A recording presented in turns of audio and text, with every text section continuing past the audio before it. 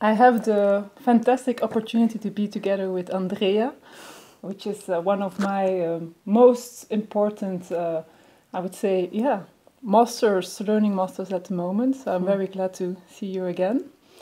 And today we just wanted to have a little chat concerning the course Shame and Intimacy, which is organized together with Yes to Me. Yeah. So I was wondering, because it's such an important theme, shame and intimacy, Yeah. why do you believe it's so important to explore it? So from my point of view, so first of all, thank you for inviting me. I feel very blessed in being in your presence at the same time. So for me, shame and intimacy is at the very beginning of our life. It's already embedded as an embryo, as a foundational force. And we are creating all our imprints later in life around this intimate spot within our own bodies. And by growing into our personality, it's not an emotion, it's rather a state of being. We have to travel through the so-called healthy shame, and if we are not so lucky, later through the so-called toxic shame. So I hear you saying shame is healthy. Even. Yes. Yeah. So the foundation of the real intimacy is a very healthy shame, which helps us in a way to connect. Okay.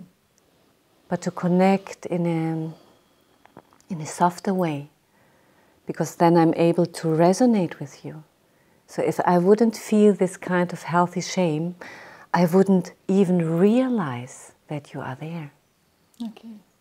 So the shame... So going to this workshop or this experience together with you will let people see or look at shame in another way, like they are seeing today. Because now shame is a bit pushed away. Like negative, yeah. related. So there's a part which is healthy. Very healthy. So we will talk about the healthy side of shame, especially about intimacy. So intimacy within yourself and intimacy within ourselves. And to deepen the healthy side of shame, also shyness and other related emotions regarding to shame.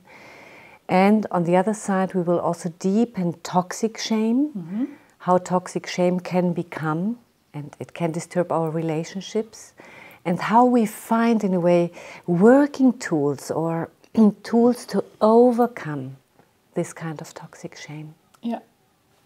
More than just in a relationship with others, I guess also in relationship to ourselves. To yourself, to others, to your work, to your spiritual nature. And how can, for example, coaches use this in their work with clients? So when they travel that road, they will always see then how shame is related in the processes of people and how deeply it's rooted in our existence. And then they can learn also how to regulate through shame, especially toxic shame, what healing is really necessary to overcome toxic shame. If I look at the sessions that I had the opportunity to be with you together, also individually, what really touched me is how easily we went to that part of shame and how present it is just there, and you can just touch it and also find like first ways on how to look at that shame differently. Yeah. So what did you take with from our encounter, our traveling? Well, the staying present with what the toxic shame is, touching it, looking at it, and then also finding ways how to deal with it. Yeah. And you don't, or at least why I think people could really follow this course is that then this shame doesn't have this big load, or this negative energy on it anymore, and you can. Everyone is dealing with shame. Yes, right. Everybody has to deal with shame. And that's the beauty, because it gives us also the option to synchronize and to find a kind of meeting point for whatever. Thanks, Andrea. I'm really looking forward else. Thank you for asking, inviting questions. Yeah.